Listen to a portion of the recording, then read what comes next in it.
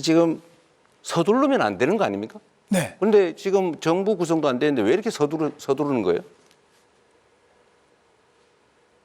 서두르는지 자칫 잘 모르십니까?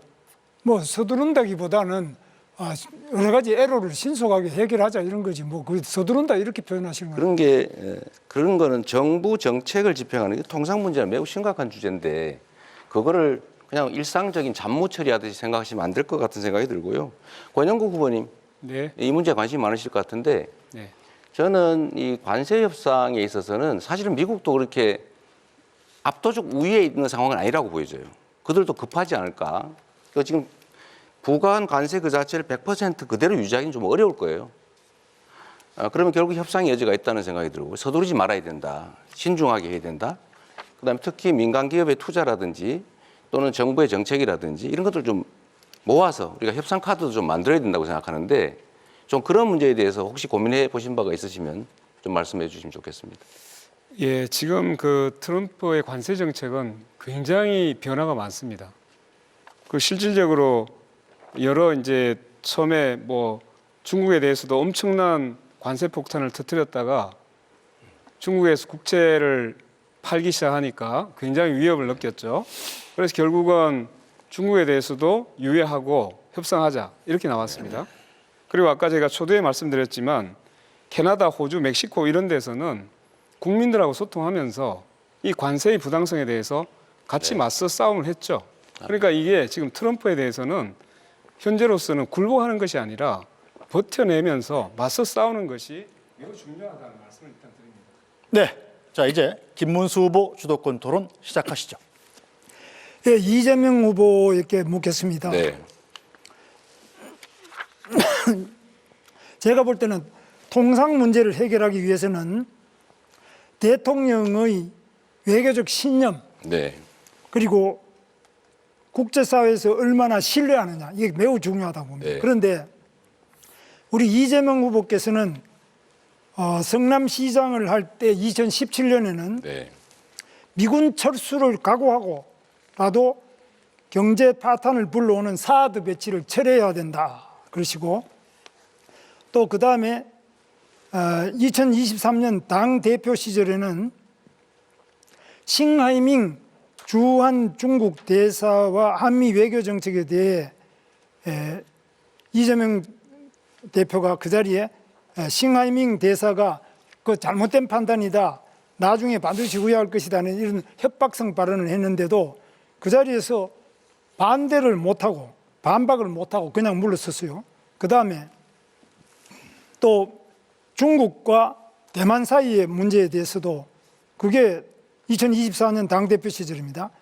우리랑 무슨 상관이냐. 중국에도 쉐쉐 하면 된다. 이런 식으로 이야기가 이게 굉장히 말이 많은데 사실 우리나라는 한미동맹이 매우 중요하지 않습니까? 네. 한미동맹이 기본축이 돼야 된다고 보는데 이 부분에서 이재명 후보가 지금 하고 있는 발언, 그동안 해왔던 발언을 보면은 미국으로서는 상당히 끔찍할 정도입니다. 물론 권영국 후보께서는 오늘 이 자리에서도 계속 트럼프와 싸워야 된다 이렇게 하시는데 뭐 싸워서 과연 무엇을 하자는 건지 모르지만은 이재명 후보님 생각은 사실 트럼프 대통령에 대해서 어떻게 생각하시는지 과거 발언과 대비해서 걱정이 많은데 어떻게 네. 생각하십니까? 걱정 안 하셔도 됩니다. 네. 제가 말씀을 드리자면 한미 동맹은 중요하죠. 그리고 앞으로도 계속 확장 발전돼 가야 됩니다. 안보 동맹에서 이제 경제 동맹, 포괄 동맹으로 발전해 가야 되는 우리 외교의 기본축인 것은 분명하죠. 그렇다고 해서 거기에 완전히 의존하는 건 안 된다. 우리가 중국이나 러시아와 관계를 완전히 또 배제하거나 적대적으로 일부러 갈 필요는 없다. 제가 그 말씀을 드리는 것이고 외교는 언제나 국익 중심으로 실용적으로 접근해야 된다. 이 말씀을 그렇게 드린 겁니다. 그런데 배제하자 이렇게 말하는 사람도 없고요. 그래서 우리는 한미 동맹을 기본축으로 할 때라야만 또 미군이 우리 한반도에 한국에 주둔할 때라야만 우리가 중국도 우리를 외교 상도로서 제대로 대하지. 만약 미군도 없고 우리는 핵도 없고 아무도 없고 동맹이 없다 이럴 때는 중국이 과연 우리나라를 제대로 대접을 하고 또 상대를 하겠느냐 이런 점에서 한미 동맹이 기본축이고 또 쉽게 말씀드리자면 6.25 때도 중국 공산당은 우리나라에 쳐들어와서 우리 적국이었지 않습니까? 미국은 우리를 도와줘가지고 우리 대한민국을 지킨 당사자 아닙니까? 그런데 어떻게 미국과 중국이 같은 수준이 아니잖아요.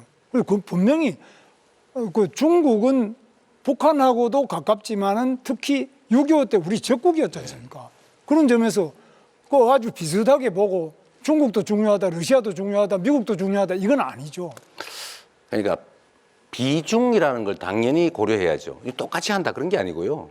왜 그렇게 받아들이는지 이해가 안 되는데 한미 동맹이라고 하는 것은 대한민국 외교 안보의 기본 축이다. 네. 발전시켜야 된다. 심화시켜야 된다. 분명하고요. 한미일 협력체제, 안보 협력도 반드시 필요하다. 그러나 그렇다고 해서 거기에 완전히 몰빵, 올인해서는 안 된다. 중국과 러시아의 관계도 우리는 중요하기 때문에 잘 관리해야 된다. 이 말씀을 드리는 것인데요. 너무 자꾸 극단화시키지 말라니까. 이 외교라는 게 얼마나 섬세하고 예민한 문제입니까? 좀 이렇게 여유 있게, 유동성 있게, 실용적으로, 실사구시적으로 접근할 필요가 있다는 말씀을 다시 한번 드립니다. 자, 그러면 이재명 후보께서는 북한의 핵에 대해서는 네. 어떤 해법을 가지고 있습니까? 제가 가지고 있는 해법은 북한의 핵에 대한 것은 미국과 협력해서 미국의 주한미군이 주둔해서 있고 또 미국의 핵 잠수함이나 전략 전폭기 같은 것 또 괌에 주둔하는 미군이나 주일 미군 이런 부분들이 전부 연대해서 북한의 핵에 대응할 수 있는 2중, 3중의 방어막을 치고 방어뿐만 아니라 필요할 때는 북한의 네. 그 핵심적인 지휘부를 완전히 괴멸시킬 수 있는 바로 보복 타격 이런 것들을 확실하게 우리가 확보할 때라야만 우리 안보가 유지되고 안보가 경제 아닙니까? 네. 안보가 없는데 통상이 어디 있고 경제가 어디 있습니까? 그런 면에서 어떻게 생각하십니까? 지금 이제 복잡하게 설명하신 거를 보통 우리는 핵 억지 확장이라고 그러죠. 네. 지금 그거는 이 한미 간에 충분히 협의가 돼서 이미 상당 정도 장치들이 만들어져 있습니다. 그리고 한반도 핵은 우리는 기본적으로 북이 핵을 가지고 있으니까 우리도 핵을 갖자 이런 방식으로는 일본도 핵무장하고 동남아도 핵무장하고 해서 핵 도미노 현상을 부르기 때문에 쉽지가 않고 두 번째로는 이 미국이 승인할 리도 없고 국제 핵 확산 조약을 탈퇴하고 북한처럼 경제 제재를 견뎌야 되기 때문에 그렇게 살 수는 없는 거죠. 그러니까 가능한 범위 내에서 재래식 군사력을 최대한 확장을 하고 미국의 핵 확장 억지력을 최대한 우리가 함께 공유하고 그런 방식으로 지금까지 왔고 앞으로도 그렇게 가면서 한반도의 핵을 비핵화하는 방향으로 우리가 목표를 정하고 가야죠. 그래서 그런 점에서 뭐 비핵화는 지금 매우 어려운 상태입니다만 저는 이제 핵 균형으로 가져가야 된다 이렇게 보는데 지금 그렇게 하려면 한미 동맹이 기본 축이 돼서 이것을 강화해야 되는데 계속 반미 발언을 계속하고 그걸 두둔하고 또 지금 그런 진보당 같은 경우는 확실한 반미 아닙니까?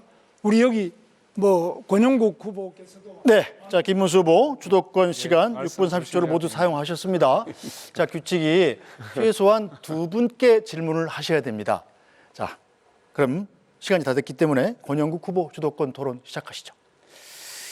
네, 저 우선 그 이재명 후보께 질문 드리겠습니다. 그 트럼프 대통령의 관세 폭탄은 말 그대로 약탈이라고 인정하십니까? 이 외교적 언사라고 하는 표현도 있는데 네. 본질이 그러더라도 본질 네, 제가 잠깐만 그렇게 말할 기다리십시오. 수는 없고요. 네, 잠깐만 제가 말씀드리고 하겠습니다. 네. 그 바이든 정부 시절부터 우리 기업들은 미국의 가장 손쉬운 사실 표적이었습니다.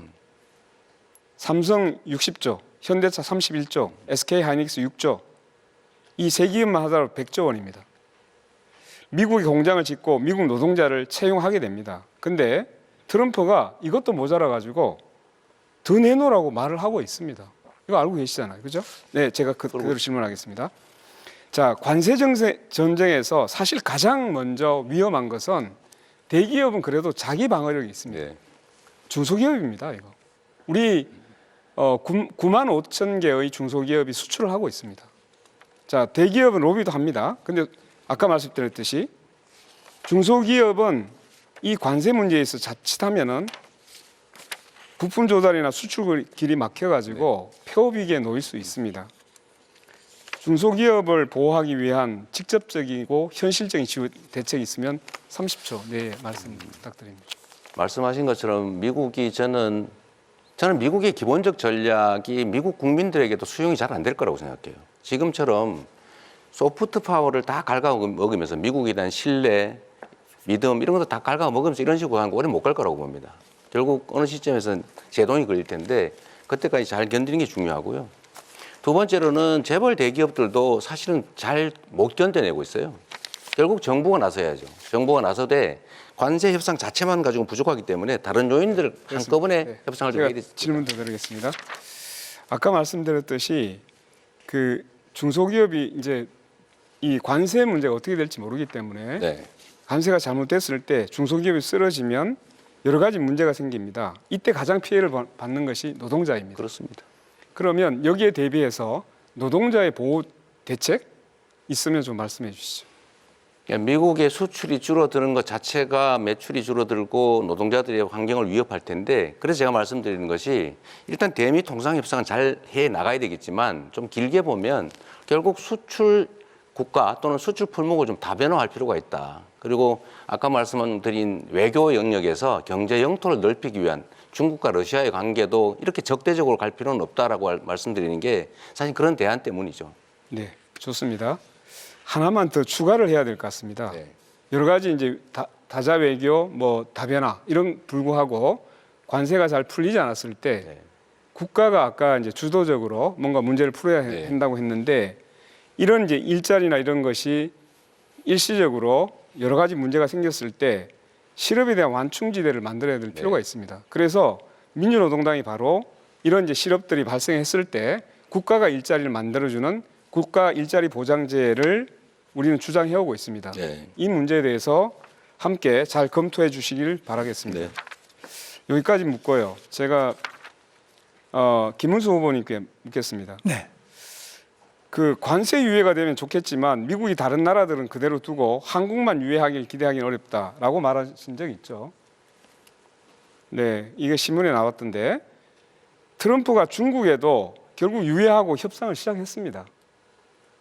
다 유예하는데 한국에 대해서 유예하길 기대하기는 어렵다. 이렇게 말을 한 근거가 있습니까? 한국에도 유예할 수가 있고요. 그 부분은 이제 협상을 통해서 더 유예가 될 수 있도록 하겠습니다. 관세의 감축 또는 나중에 현재는 FTA로 거의 관세가 없는 상태입니다만 그런 부분을 더 낮추고 또 유예하고 이렇게 해나가도록 하겠습니다. 아니, 예. 그런데 왜 미국이 다른 나라들은 그대로 두고 한국만 유예하길 기대하기는 어렵다. 이렇게 이야기를 합니까? 차라리 우리도 유예할 수 있어. 이렇게 얘기를 해야죠. 아니, 국회에 나가서는 그 윤석열 내란에 대해서 사과하라니까 꼿꼿했던 김문수 아닙니까? 근데 왜 미국 앞에 가서는 그렇게 약한 모습만 보입니까? 김문수 아닙니까? 미국하고 관계는 신뢰를 바탕으로 해서 당당하고 꼿꼿하게 나가겠습니다. 아, 앞으로 꼿꼿하게 나가겠습니다. 네, 물론입니다. 뭐 미국의 트럼프에 그래서 비해서 우리가 뭐 꿀릴 근데 게 없습니다. 트럼프에 맞서자고 하니까 왜 그걸 반미라고 얘기합니까? 맞서자고 하는 것하고 우리가 당당하게 네, 묻겠습니다. 하나 더 꿀리지 묻겠습니다. 않는 거하고 다르죠. 예, 하나 더 묻겠습니다. 이제 대선이 끝나면 제일 국정과제가 미국과의 협상입니다. 제일 중요할 것 같습니다. 정상회담도 추진해야 되기 때문에 그 협상 대표단을 누가 이끌 것인지 매우 중요합니다. 저는 세 가지 원칙을 지켜야 된다고 생각합니다. 첫째, 국익. 둘째, 경제자주권. 그리고 안보. 매우 중요합니다. 권영국 민주노동당에서는 협상 대표 책임자로 우리 당의 외교 국방 전문가 김종대 전 의원을 내세우려고 합니다. 이재명 후보께 묻겠습니다. 사실 김현종 씨를 아마 내정하고 있는 것으로 보이는데요. 우리가 보기에는 이 경제자주권을 지키는 데 있어서는 여러 문제 비난의 소지가 있습니다. 이 문제에 대해서 어떻게 생각하시는지 말씀 간단히 듣고 두 분께 묻겠습니다. 혹시 협상 대표자를 두 분께서는 준비하고 계신지 묻겠습니다. 우선 아직은 선거가 계속 중이어서 그걸 준비하기는 사실 어려운 상태고요. 다만 기본적인 방침은 가지고 있는데 말씀하신 것처럼 우리가 싸워서 해결할 수 있다면 싸우는데 또 협상할 건 협상하고 강하게 할 건 하고 약할 건 약하게 또 협상 방법도 상당히 복합적으로 유연하게 배합해야 되기 때문에 뭐 이리적으로 말하면